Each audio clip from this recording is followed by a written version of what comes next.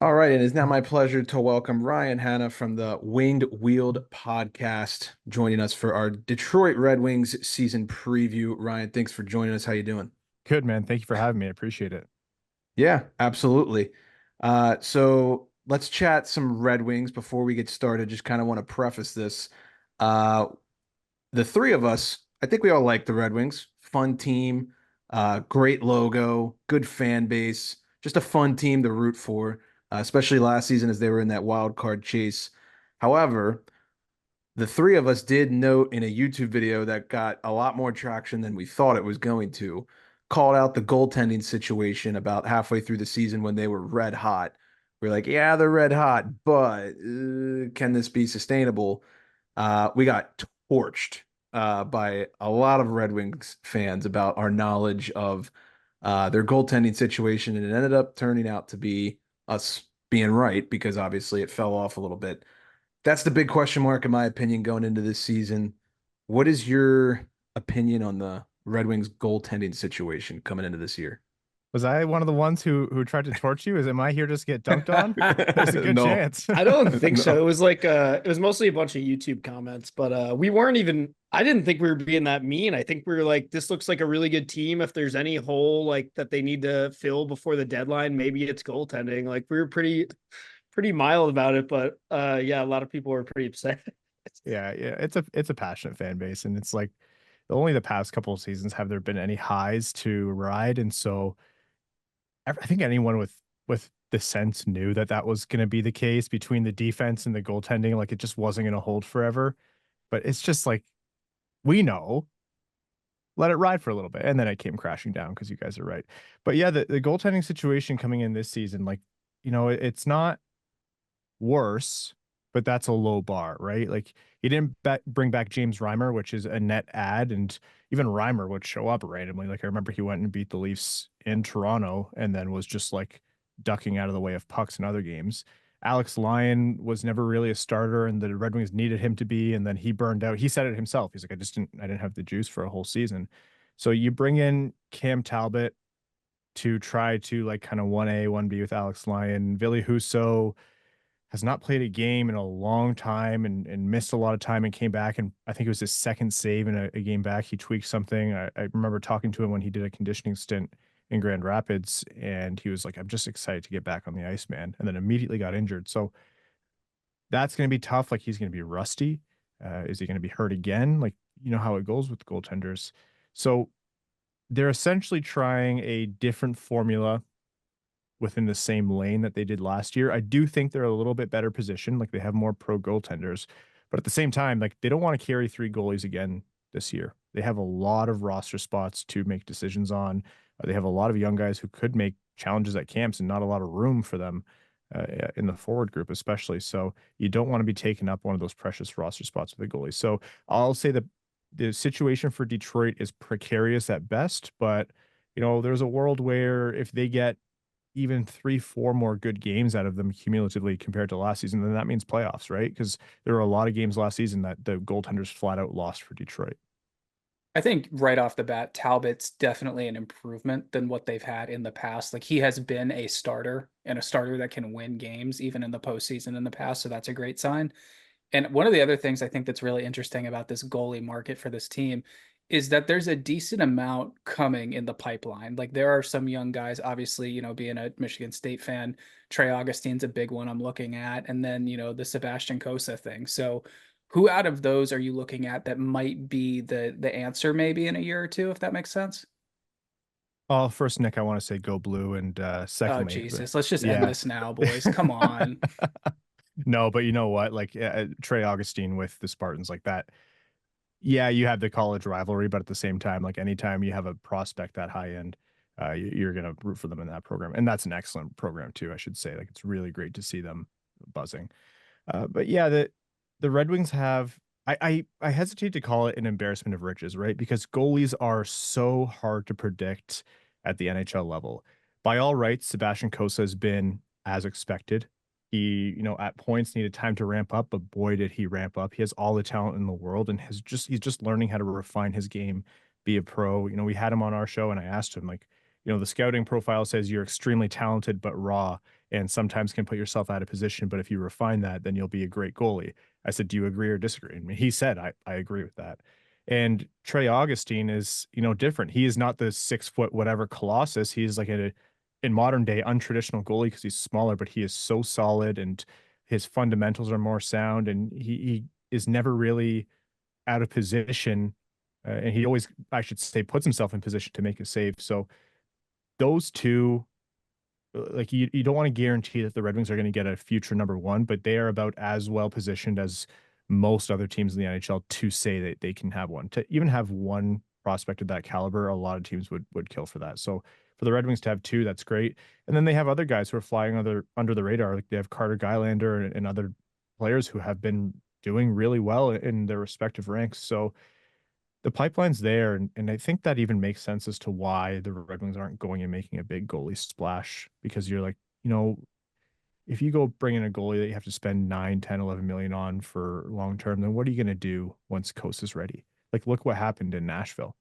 You lose a future star goalie potentially. And yeah, the right move was to keep UC Saros. You have to. You have to keep UC Saros. I would have loved UC Saros with that contract, but that means you lose a goalie of the caliber that they did. So in Detroit, I think it's good, but until I see it translate at the NHL level, I'm not going to guarantee anything. Thoughts on the offense coming into this season? I know the Lucas Raymond deal just got done, so we can talk about that a little bit, but some notable names, going out the door: Sprong, Perron, Gostisbehere, some guys who help generate offense, but then you bring in a talent like Tarasenko. What are your thoughts on the Wings' goal scoring abilities this year? Yeah, the conversation around the offense mostly is that the Red Wings were a higher end shooting team, and can you count on that repeating?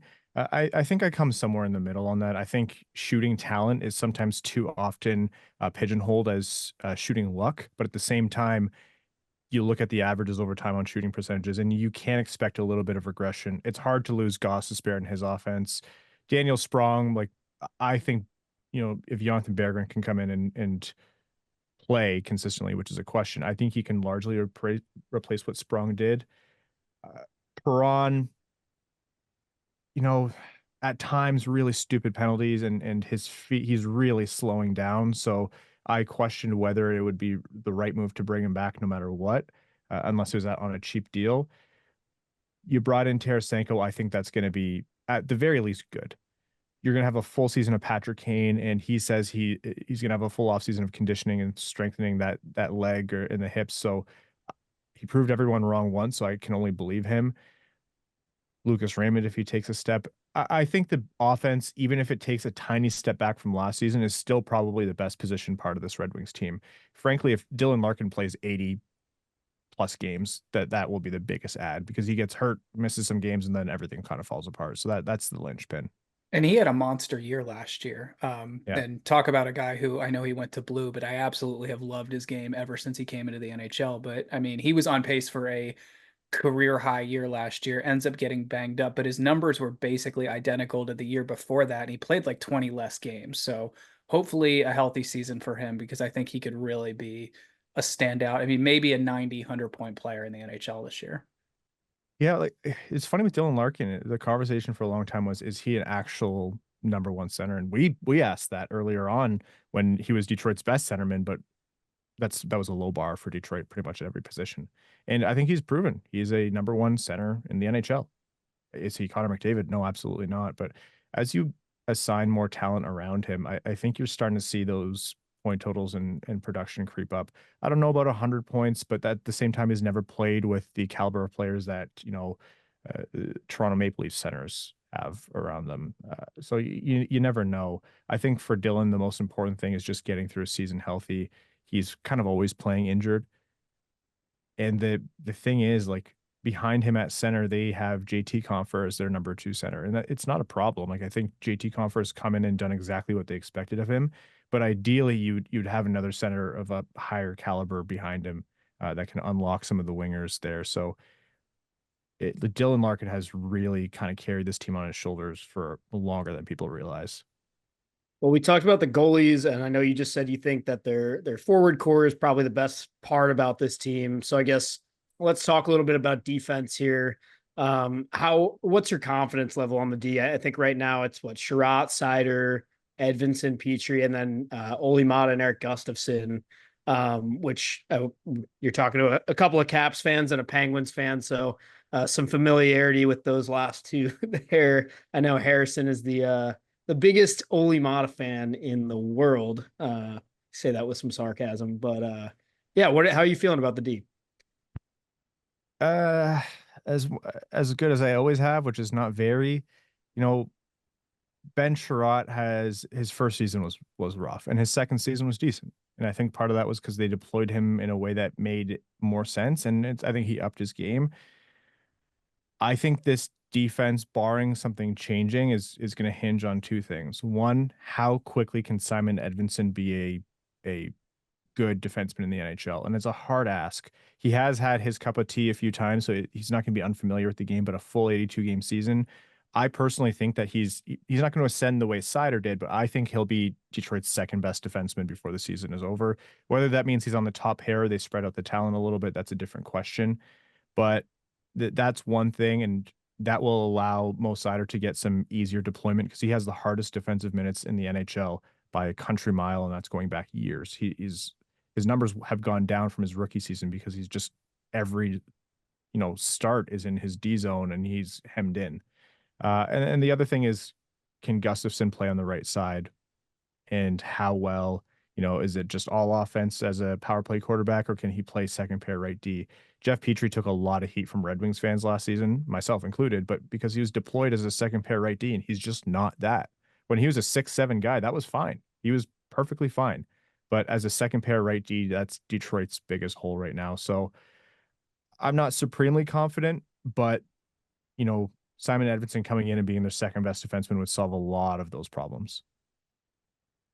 Going back over to offense and specifically a young player, if we can still call him that at this point, but I would love to get your opinion on Joe Veleno. That's a guy obviously who, was given exceptional status in the OHL. I think he's one of like 5 or 6 people to ever get that. So super high talented prospect. We knew what the talent level was coming out of junior. What's sort of the situation here going into this year? What are you looking for from him? What would you consider a successful season for him to look like? Joe Veleno is my conspiracy theory this season is that he's positioned to be traded. And not that I want him to be, but Detroit has a lot of guys who are hoping to come in and be a bottom 6 center kind of spot, at least to break into the NHL. You think of Nate Danielson, you think of Marco Casper, there's other players like that kind of thing is what Detroit has to look forward to. And Joe Veleno I think he's been decent for Detroit. He's not been, what you expect an exceptional status player to do, but he generally needs a long lead in to whatever, season he's in. And if it's his first stint in the NHL, that kind of thing. But as he gets rolling, he is effective. I think he's got a sneaky good release, but all in all, he's turned into a decent, 200-foot, great skating bottom 6 center for the Red Wings. I just don't know that the ceiling is much higher than that. Maybe he takes another step in his game. Like, he's still 24. There could be more there. But by and large, I think a successful season for Joe Veleno is for him to just consistently show up and provide that kind of depth contribution a little bit more and not disappear as much. I'm looking at his point totals, like 12 goals, 16 assists, 20 points. It's nothing to scoff at the bottom 6, but it's also not remarkable. So he really needs to basically cement himself as, yeah, you're going to keep me in the bottom 6 and you're not going to shove me out because Nate Danielson's ready. You're going to find another move, because it's not nothing to have him, but that kind of thing is replaceable. He has a short-term contract for, not minimum money anymore. So the Red Wings are going to have expectations. And I just think, if he's having a decent season and the Red Wings are looking to create space, he could be, well positioned to get a return for them. There's no insider knowledge there. It's just kind of the way I view that. Thoughts on the Sider negotiations? What are we thinking? Yeah, it's, I think Red Wings fans were hoping that he would go in lockstep with Raymond, whose number came in lower than expected. Sider's represented by a completely different agency. He's actually represented by Claude Lemieux, for people who don't know, which is very funny considering Red Wings and their history. And, imagining Claude Lemieux sitting across the table from Steve Yzerman's funny. But I think based on what I've been able to glean, the ask from the Cider camp starts with a 9 on an 8-year deal, and the Red Wings don't want to go above Dylan Larkin's 8.7. That's advantageous for them on an 8-year deal. So I don't know. I think this one's pretty wide open. For a while now, we've said that if one of them is going to be bridged, it could be Cider. You could do a 6-year deal to get it under 8.7. That still feels a bit rich for me. Like if you go 6 years, maybe that's closer to Raymond's number. You could go for a 2-year deal and then just, come back at this again.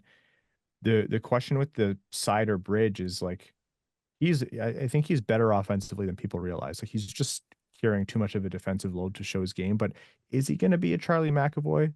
Is he going to be a Cale Makar offensively? Obviously not. Like that points are what add dollars to your contract. So, the Red Wings might look to bridge here and say, like, we bet that number's not going to go up too much. But yeah, I think the Cider camp's ask starts with a 9, and I think the Red Wings are hoping to fit him in just under Dylan Larkin. So the question we've all been wanting to ask for the whole time, and Wings fans definitely want to hear, are the Detroit Red Wings a playoff team this season? This is a fan base that has been starved of playoff hockey for far too long, in my opinion. Oh boy, it's tough. I'm going to risk the ire of Red Wings fans, or I'm going to put myself on record here to get dunked on later. You know what? Like the Red Wings missed the playoffs by like one unfortunate goalie pull that wasn't even in their own game. I think it was a low bar. It was a very low bar. I mean, Caps fans, that was just like no one wanted that last playoff spot. It was so stupid to watch down the wire. Like it was the worst playoff race I've ever seen. I don't think you can count on that happening again. I would imagine New Jersey gets better. I'll never bet on Ottawa or Buffalo getting better until they actually do it, no matter how much they add. But maybe, they added the talent. But then again, like if the Red Wings, like I said, have a few more good goalie games, if Simon Edvinsson comes in and is better, I can imagine that the Red Wings can add a few points as well. So are they a playoff team guaranteed? You can't look at that on paper and tell me, yeah, that's definitely a playoff team. I think they're a wild card fringe team. And if you're asking me to put my money on it, screw it. It's still the offseason. I'm going to be optimistic. I'm going to say, yeah, they're going to take that second wild card spot. Why not? That's I'll the put spirit. it on record. Make sure you clip me and post that in April. Good or bad? Definitely can do. I mean, minus 1998, I think all three of us can agree here that hockey's better and the NHL is better when the Detroit Red Wings are in the playoffs. That's just a statement of fact. I'd say the same thing about the Canadiens, and I hate Montreal too. So, yeah, I think that's a no-brainer.